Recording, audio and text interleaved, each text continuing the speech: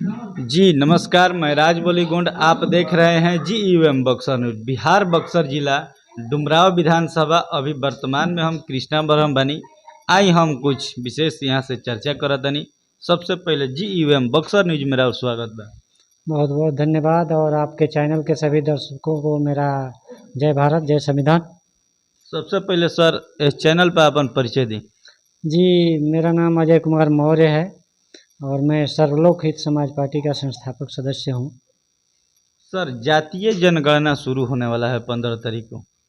जातीय जनगणना के बारे में आपका क्या चर्चा करना चाहते हैं?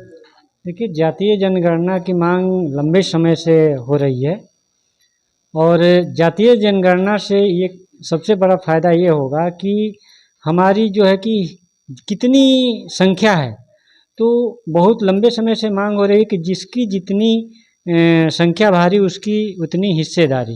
तो ये जातीय जनगणना से ये जातीय संख्या का पता चलेगा कि किस जाति के लोग कितने हैं और उनकी कितनी भागीदारी सत्ता में और नौकरियों में चाहिए।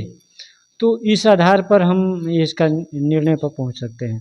तो ये बहुत ज़रूरी है जातीय जनगणना। सर, आप संतुष्ट हैं कि जातीय जनगणना बिहार में होना चाहिए? जी, जातीय जनगणना सिर्फ बिहार ही नहीं पूरे भारत में होना चाहिए, क्योंकि जातीय जनगणना के अभाव में जो बजट है विभिन्न जातियों जिनकी संख्या नहीं के बराबर है उनको ज़्यादा हिस्सेदारी मिल जा रही है और जिनकी संख्या ज़्यादा है उनको हिस्सेदारी नहीं मिल पा रही है। तो जातीय जनगणना जरूरी है। कुछ लोग तो बहुत बढ़िया से विरोध कर रहे हैं कि जातीय जनगणना नहीं होना चाहिए। देखिए, विरोध करने वाले तो किसी भी चीज़ का विरोध कर सकते हैं और कहने का मतलब मेरा ये है कि आप किसी चीज़ को किस रूप में आप किस नज़रिए से देखते हैं। हर आदमी का अपना अपना सोच होता है, विचारधारा होता है और उस विचारधारा के हिसाब से अपनी बातों को रखता है।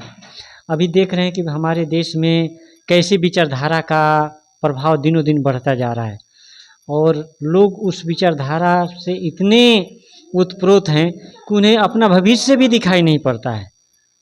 अपने भविष्य के बारे में भी वो लोग नहीं सोच पा रहे हैं कि आने वाले समय में उनका क्या हश्र होने वाला है।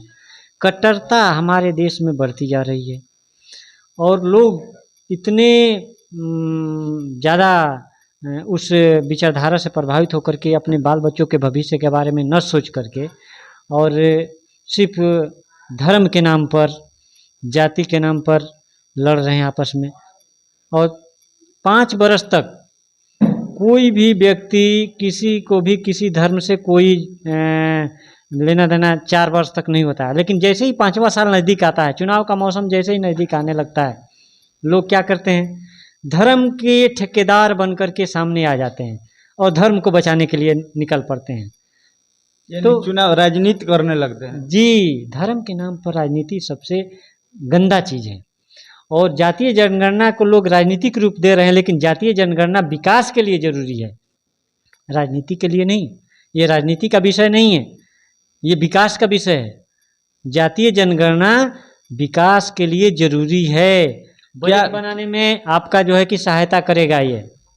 सर, क्या लगता है कि जातीय जनगणना अगर सच्चाई रूप से हो जाए तो सबका हक जो जितना है उतना पूर्ण रूप से मिल जाएगा? देखिए, ये कहना जितना आसान है उसको पूरा करना उतना ही मुश्किल है।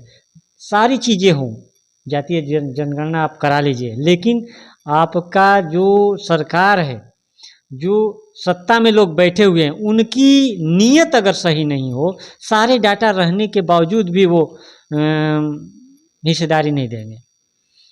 बिना जाति जनगणना का भी क्या आप संतुष्ट नहीं है, लाभ नहीं मिल रहा है? देखिए, जातीय जनगणना का इससे बहुत क्या कहते हैं, चोली दामन का संबंध है। आप मंडल कमीशन के बारे में जानते हैं? मंडल कमीशन जिस समय लागू हुआ था कितना विरोध हुआ था, लेकिन मंडल कमीशन को जहाँ भी लागू किया गया उसके रिजल्ट आपको देखने को मिले हैं।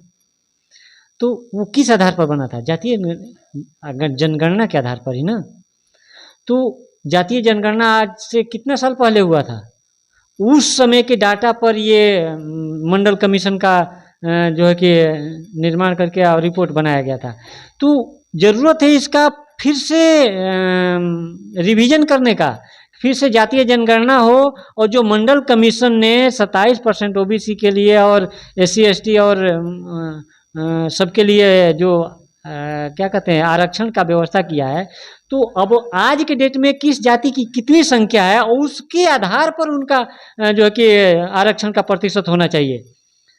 आप देख रहे हैं कि ये बिना जातीय जनगणना के 10% जो है कि जो लोग संख्या में 3% है उनके लिए 10% आरक्षण मिल गया, और जो लोग यहाँ पर 57% है उसको 27% आरक्षण मिला हुआ है।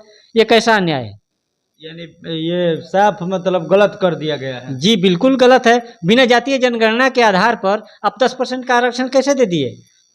यानी नहीं देना चाहिए सरकार को। ईबीसी का जो आरक्षण आपने 10% दिया है, जातीय जनगणना करा करके देना चाहिए था। जितना परसेंट उनकी संख्या होगी उसके आधार पर आप उनको आरक्षण दीजिए। उनका 3% 4% जनसंख्या है, 3% 4% उनको आरक्षण दीजिए। 10% किस आधार पर दे दिए आप?